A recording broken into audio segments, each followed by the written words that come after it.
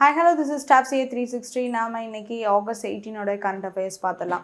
Okay, so இன்னைக்கான current affairs பார்த்துடலாம். முக்கியமான கரண்ட் அஃபேர்ஸ் எல்லாத்தையுமே வந்து நோட் பண்ணிக்கோங்க. ஈவினிங் நடக்கிற டெஸ்ட்டில் வந்து பார்ட்டிசிபேட் பண்ணுங்கள். அண்ட் நம்மளோட Staff CA 360 சேனலை சப்ஸ்கிரைப் பண்ணுங்கள். வாட்ஸ்அப் சேனலில் வந்து பார்த்தீங்கன்னா Staff CA 360 இருக்குது. ஸோ அதில் வந்துட்டு டெய்லி போடக்கூடிய எல்லா வீடியோஸும் உங்களுக்கு அதில் வந்துடும். ஸோ அதையும் ஃபாலோ பண்ணுங்கள். ஸோ இன்னைக்கான கரண்ட் அஃபேர்ஸ் பார்க்கலாம். So never give up day is observed on which date? So never give up day அப்படின்னு சொல்லக்கூடியது எப்போ அப்படின்னு சொல்லிட்டு பார்த்தீங்கன்னா ஆகஸ்ட் 18 அப்படின்னு சொல்லிட்டு பார்க்கணும். சரியா, ஆகஸ்ட் 18 தான் நெவர் கிவ் அப் டே. இதுலேருந்தே நம்ம வந்துட்டு ஒரு எப்படி சொல்கிறது, ஒரு மோட்டிவேஷன் எடுத்துக்கலாம். ஸோ நெவர் கிவ் அப், நெவர் எவர் கிவ் அப் அப்படின்னு சொல்லிட்டு எடுத்துக்கலாம். ஓகேவா? ஸோ வந்துட்டு என்ன ஒரு இதாக இருந்தாலும் பார்த்திங்கன்னா வந்து அதை வந்து குவிட் பண்ணக்கூடாது. சரியா? ஸோ வந்து இப்போ வந்து பார்த்திங்கன்னா கொஞ்சம் பிரேக் எடுத்துக்கலாம், கொஞ்சம் வந்து ஓகே அப்படின்னு கொஞ்சம் அதில் வந்து ரிலீவ் ஆகி கொஞ்சம் போகலாம். ஸோ ஆனால் வந்துட்டு அதை குவிட் பண்ணிவிட்டு அதை முடிச்சிடக்கூடாது. சரியா? ஸோ அதுதான் வந்து பார்த்திங்கன்னா வந்துட்டு never ever give up. So அதனால் தொடர்ந்து நம்ம நினச்சதை செஞ்சு முடிக்கணும் அப்படின்னு சொல்லக்கூடியது. Okay, August 18. ஸோ அதோட தீம் என்னென்னு பார்த்தீங்கன்னா just never give up. Concept என்ன? Never give up under any circumstances. Any சர்க்கம்ஸ்டன்சஸாக இருந்தாலும் அங்கே வந்து பார்த்திங்கன்னா நம்ம கிவ் அப் பண்ணவே கூடாது அப்படிங்கிறது தான் இட்ஸ் அ தீம். ஓகே, சரி next. Tamil Nadu Public Health Act mentioned in the current affairs was enacted in which year அப்படின்னு சொல்லிட்டு பார்த்தீங்கன்னா 1939. ஓகேவா? எனாக்ட் ஆனது 1939. ஓகே, ஸோ இப்போ என்ன அப்படின்னு பார்த்தீங்கன்னா நம்மளுடைய ஹெல்த் மினிஸ்டர் கேஜி அருண்ராஜ் அவர்கள் வந்து பார்த்திங்கன்னா கிட்டத்தட்ட வந்து ஒரு 115 வந்து பார்த்திங்கன்னா அனௌன்ஸ்மெண்ட்ஸ் வந்து இப்போ இது பண்ணியிருக்காங்க. ரிலேட்டடாக மெடிக்கல் ஃபீல்ட்ஸில் இருக்குது. அண்ட் ஆல்சோ வந்து பார்த்திங்கன்னா நம்மளுடைய இது டிசாஸ்டர் மினிஸ்டர் இருக்கா, disaster revenue and disaster management minister. So அவங்க சார்பில் பார்த்திங்கன்னா தமிழ்நாட்டில் சில அனௌன்ஸ்மெண்ட்ஸ் கொடுத்துருக்காங்க. ஸோ இந்த மாதிரி வந்து சட்டசபையில் கொடுத்துருக்காங்க. ஸோ என்னன்னு சொல்லிட்டு பார்க்கலாம். ஸோ இதில் வந்து பார்த்திங்கன்னா இந்த பப்ளிக் ஹெல்த் ஆக்ட் 1939 சில அமெண்ட்மெண்ட் சேஞ்சஸ் கொண்டு வந்து இந்த விதமான ஒரு அனௌன்ஸ்மெண்ட்ஸ்லாம் கொடுத்துருக்காங்க. ஸோ அது என்ன அப்படின்னு சொல்லிட்டு பார்க்கலாம். ஓகேவா? ஸோ இது கொண்டு வந்து இது வரைக்கும் வந்து தமிழ்நாடு பப்ளிக் ஹெல்த் ஆக்ட்னு கொண்டு வந்து 87 இயர்ஸ் கம்ப்ளீட் ஆயிடுச்சு. ஸோ அதில் இப்போ வந்து சில சேஞ்சஸ் வந்துட்டு கொண்டு வந்திருக்கோம். ஸோ அதுதான் நம்ம இங்கே பார்க்கணும். ஓகேவா? ஸோ இதில் ஃபஸ்ட்டு என்ன அப்படின்னா நிறைய வந்து மெடிக்கல் காலேஜ் இன் தமிழ்நாடு வந்துட்டு பார்த்திங்கன்னா எஸ்டாப்ளிஷ் பண்ணணும் அப்படிங்கிறது மெயின் எய்ம். அதுக்கப்புறம் வந்து நெக்ஸ்ட் என்ன அப்படின்னு சொல்லிட்டு பார்த்திங்கன்னா இந்த சுய பிரசவம் அப்படின்னு சொல்லக்கூடிய செல்ஃபாக வந்து பேர்த் கொடுப்பாங்களே, வீட்டிலேயே வந்து பிரசவம் பார்க்குறது இந்த மாதிரிலாம் இருப்பாங்க. ஸோ அது மாதிரிலாம் கண்டிப்பாக இருக்கக்கூடாது. ஏன்னா வந்து மேட்டர்னல் மார்டாலிட்டி ரேட் அப்படின்னு சொல்லக்கூடியது வந்துட்டு அங்கே வந்து ஏற்கனவே நமக்கு விகிதம் வந்து அதிகமாக இருக்குது. சரியா? ஸோ பர்சன்டேஜ் அதிகமாக இருக்கப்ப இந்த ஒரு விஷயம் எப்படி சொல்கிறது, இந்த மாதிரி வந்து வீட்டிலையே வந்து பிரசவம் பார்க்குறது இந்த மாதிரிலாம் பண்ணுறதுனால அவங்களோட இறப்பு விகிதம் அப்படின்னு சொல்லக்கூடியது அதிகமாகுது. ஸோ அப்போ வந்து பார்த்திங்கன்னா நிறையா சான்சஸ் இருக்குது, அந்த ப்ராபபிலிட்டி வந்து பார்த்திங்கன்னா அதிகமாக இருக்குது. ஸோ அப்போ வந்து அதை வந்து தவிர்க்கலாம் அப்படின்னு சொல்லிட்டு தான் வந்துட்டு அந்த ஒரு இதை வந்து அபாலிஷ் பண்ணணும் அப்படின்னு சொல்லிட்டு அதுக்கான ஒரு இனிஷியேஷன் எடுத்துருக்காங்க. நெக்ஸ்ட் டு தட் பார்த்தீங்கன்னா amount 10 crore has been allocated for preparing the report medical city. சரியா? ஸோ மெடிக்கல் சிட்டி அப்படின்னு சொல்லக்கூடிய மருத்துவ நகரம் அப்படிங்கிறத வந்துட்டு உருவாக்கணும் அப்படின்னு சொல்லியிருக்காங்க. சரியா? தமிழ்நாட்டில் ஒரு மருத்துவ நகரம் அப்படின்னு சொல்லக்கூடியது உருவாக்கணும். அதுக்கான அலோகேஷன் இஸ் 10 crore.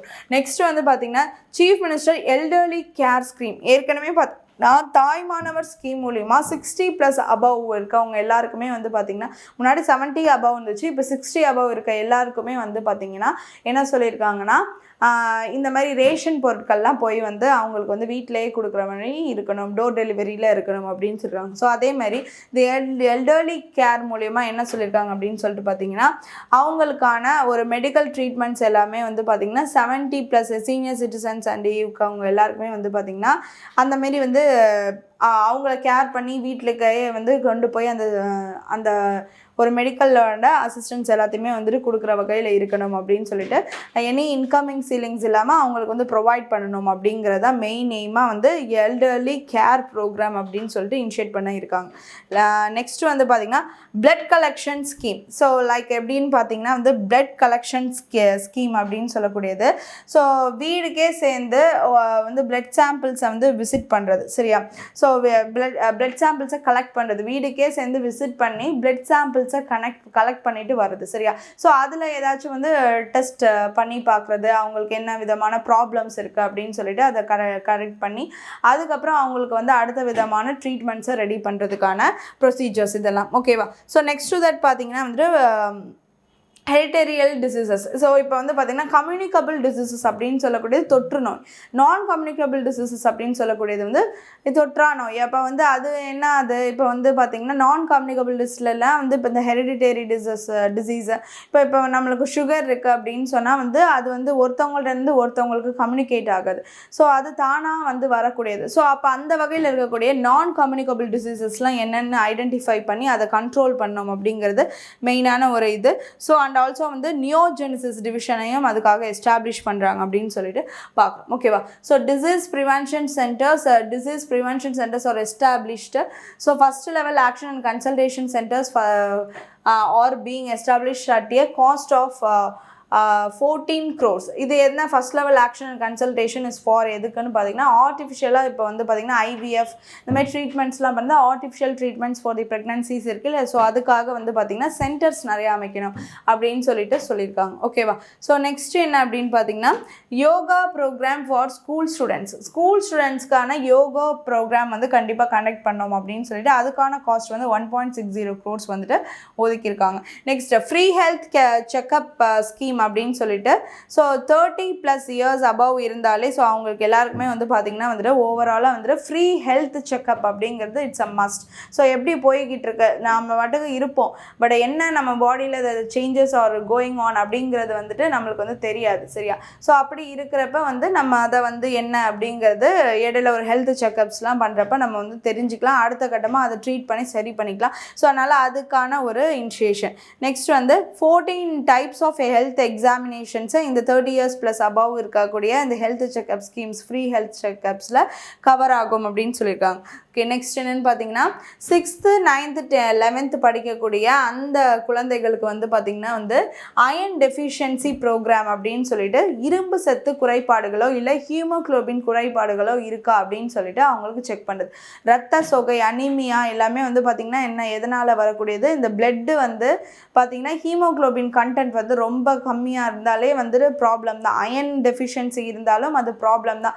ஸோ அது ரொம்ப ஆக்டிவாகவே நம்மளை வந்து இருக்க விடாது, ரொம்ப சோர்வாக்கும். ஓகேவா? ஸோ அப்படி இருக்கிறப்ப அந்த ஏஜ் குரூப்ஸில் இருக்கக்கூடிய அந்த ஸ்டூடெண்ட்ஸ் எல்லாத்துக்குமே அந்த டெஸ்ட் பண்ணி அதுக்கான ட்ரீட்மெண்ட்ஸை கொடுக்கணும் அப்படின்னு சொல்லிட்டு இதெல்லாம் மெடிக்கல் சார்ந்த நம்மளுடைய அருண்ராஜ் மினிஸ்டர் சார்பில் இருக்கக்கூடிய அனௌன்ஸ்மெண்ட்ஸ்.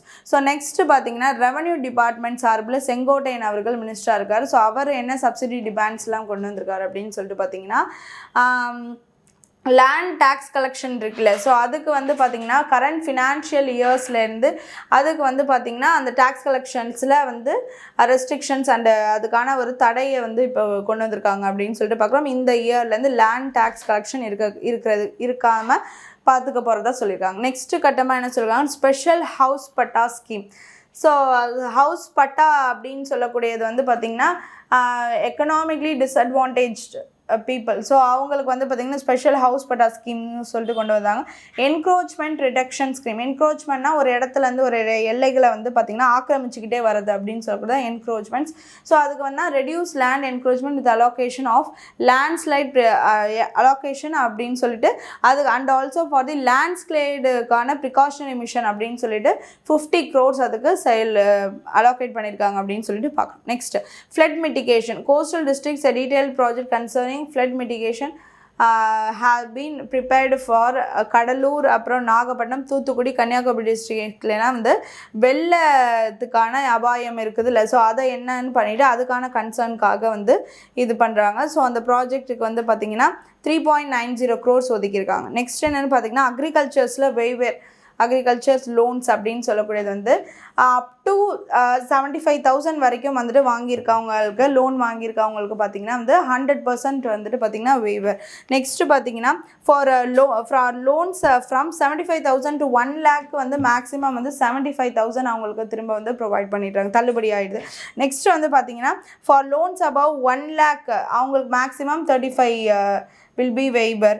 சரி நெக்ஸ்ட் என்னென்னு பார்த்தீங்கன்னா அன் அடிஷ்னல் 90 இது எல்லாத்துக்குமே சேர்த்து இப்போ வந்துட்டு பார்த்தீங்கன்னா 75,000 வரைக்கும் வாங்கியிருக்கவங்களுக்கு முழுமையாகவே தள்ளுபடி. அதே 75 to 1 லட்சத்துக்கு 75,000 தள்ளுபடி. அதே வந்து 1 லட்சம் வாங்கியிருக்காங்கன்னா 35,000 தள்ளுபடி. அப்போ டோட்டலாகவே இது கவர்மெண்ட்டுக்கு எந்த அளவுக்கு இதுக்கான அலோகேஷன் பண்ணுறாங்க இது அப்படிங்கிறது வந்து 953.06 crores வந்து பார்த்திங்கன்னா இவங்க வந்து இதுக்காக ஒதுக்கீடு பண்ணியிருக்காங்க அப்படின்னு சொல்லிட்டு பார்க்குறோம். ஸோ இது இவ்வளோ செலவு கவர்மெண்ட்டுக்கு இவ்வளோ செலவு அப்படின்னு சொல்லிட்டு இது மூலயமா தெரியுது. Okay, so next who is mentioned as the chief of the Indian army? chief of the Indian army யார் அப்படின்னு சொல்லிட்டு பார்த்தீங்கன்னா தீரஜ் செத்து தான் வந்துட்டு இப்போ வந்து பார்த்திங்கன்னா chief of the Indian army அப்படின்னு சொல்லிட்டு பார்க்குறோம். ஸோ இவர் வந்து பார்த்திங்கன்னா நேபாள் ஆர்மி சீஃபை வந்து மீட் பண்ணியிருக்காங்க. ஸோ இப்போ நேபாளுக்கு வந்து பார்த்திங்கன்னா இப்போ வந்து அவங்களுடைய ஒரு அரசு முறை பயணம் மாதிரி அவங்க வந்து அங்கே போயிருக்காங்க. ஸோ அங்கே என்ன பண்ணுவாங்க அப்படின்னா நேபாளில் இருக்கக்கூடிய அந்த ஆர்மி அஃபீஷியல்ஸ் இருப்பாங்களா அவங்க வந்து இப்போ இந்தியாவிலேருந்து நம்ம இப்போ ஒரு ஆர்மி அஃபீஷியல்ஸ் பிறகு அவங்கள வந்து கௌரவிக்கிற வகையில் தான் வந்து அவங்களுடைய அந்த ஒரு அவங்களுக்கு என்ன கேட்டகரியில் அவங்க வச்சுருக்காங்களோ அதை இவங்களுக்கு வந்து அந்த ஒரு நேமை கொடுத்து அவங்க கௌரவிப்பாங்க. ஓகேவா? ஸோ இந்த மாதிரி வந்துட்டு பார்த்திங்கன்னா அங்கே இருக்கக்கூடிய ஜென்ரல் தான் அசோக் ராஜ் சிக்தேல். சரியா? ஸோ அவர் வந்து பார்த்திங்கன்னா அங்கே அவரை வந்து சிறப்பு செஞ்சுருக்காங்க அப்படின்னு சொல்லிட்டு பார்க்குறோம்.